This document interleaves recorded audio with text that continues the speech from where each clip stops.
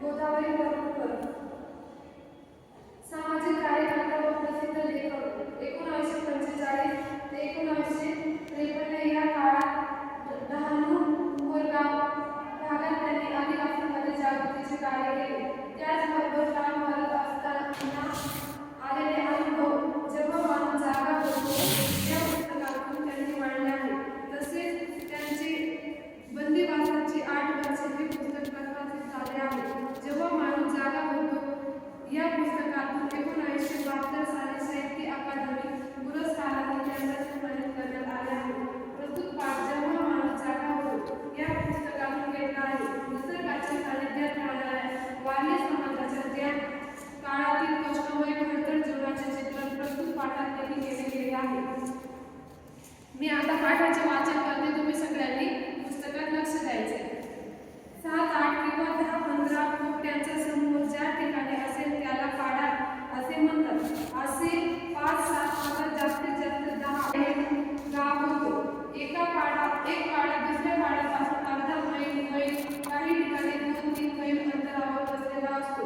एका गावातल्या साऱ्या पाड्यांना भेट द्यायची म्हणजे 5-6 मैलांचा फेरफटका करावा लागतो। साधारण उंच मट्यावर झाडाचा आश्रय घेऊन सावलीला हे पाडे बसलेले आहेत।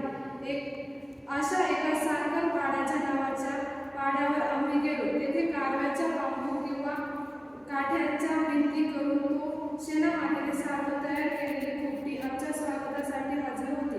वारल्यांच्या घरांना लाकूड फार कमी वापरात। मेंढी चौकटीची लाकडे व इतर 4-6 वासे। काही खोपट्यांना एवढीच लाकूड नसते। काही खोपटी इतकी ठेवणी असतात की आत जायचे म्हटले तरी वाकून जावे लागते। आमचा एक कार्यकर्ता लक्ष्मण सावंत यांचे घर असेच होते। मला नेहमी अगदी जवळ आत बाहेर करावे लागेल। बहुतेक घर एक दारणीच आहे। एकच दार उठल्या की कारव्या आगर कांबड्या मोडल्या की खिडकी तयार। पावसाळ्यापासून संरक्षण म्हणून काही घरांवर पेंड्या तर काहींवर पळसाची पाने घालतात। कौलारू घरे क्वचित दिसत असत। वारल्याच्या घरात रक्षण करायची गरज भासावी असे काहीच नसल्यामुळे ढकलले तरी कोसळून पडेल अशी ती खोपडी होती। खोपट्याच्या भोवताली सुमारे 6 ते 9 इंच उंचीचा कडेला दगड लावून केलेले सावरलेला ओटा असे। आम्ही एका ओट्यावर जाऊन बसलो। प्रत्येक खोपट्याच्या बांबूपुढे एक त्याची लहान टेबलासारखी माझी केली होती। त्यावर पिण्याच्या पाण्याची मडकी होती। खोपट्याच्या बाहेर लहान लहान खड्डे करून त्यात कोंबड्यांसाठी पाणी ओतून ठेवले होते। प्रस्तुत पाठात वारली समाजाचे चित्रण लेखिकेने केले आहे। लेखिका सांगतात की 7, 8 किंवा 10, 15 खोपट्यांचा समूह असा म्हणजे आपल्याकडे कसं गावात 10-15 घर मिळून असे एक ओळ तयार होते, त्याला आपण गल्ली किंवा म्हणतो, बरोबर। तसं लेखिका सांगतात की 7-8 घर मिळून एक वस्ती तयार होते, त्याला पाडे म्हणतात। असे 10-15 खोपड्या म्हणजे झोपड्या मिळून जे तयार होतं त्याला पाडे असे म्हणतात। लेखिका या समाजसेविका होत्या।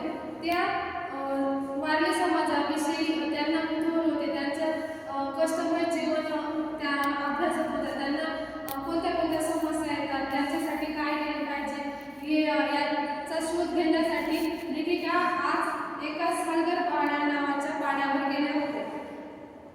लेखिका सांगतात की मी तिथे गेली तेव्हा तिथे एकही मनुष्य नव्हता। तिथे आमच्या स्वागतासाठी कारव्याच्या किंवा बांबूच्या काठ्यांच्या भिंती शेणा मातीने सारून तयार केलेल्या खोपटी आमच्या स्वागतासाठी होत्या। लेखिकांनी छान प्रकारे वारली समाजाचे घर कसे असतात हे थोडक्यात सांगितले आहे की कारव्याच्या बांबूच्या आणि शेणा मातीने सारलेल्या अशा त्या समाजाच्या झोपड्या असतात त्या लोकांच्या। आणि त्या झोपड्या एवढ्या ठेंग्या असतात की त्यांच्यात वाकून जावं लागतं। लेखिका सांगतात की माझा सहकारी त्याच्या घरी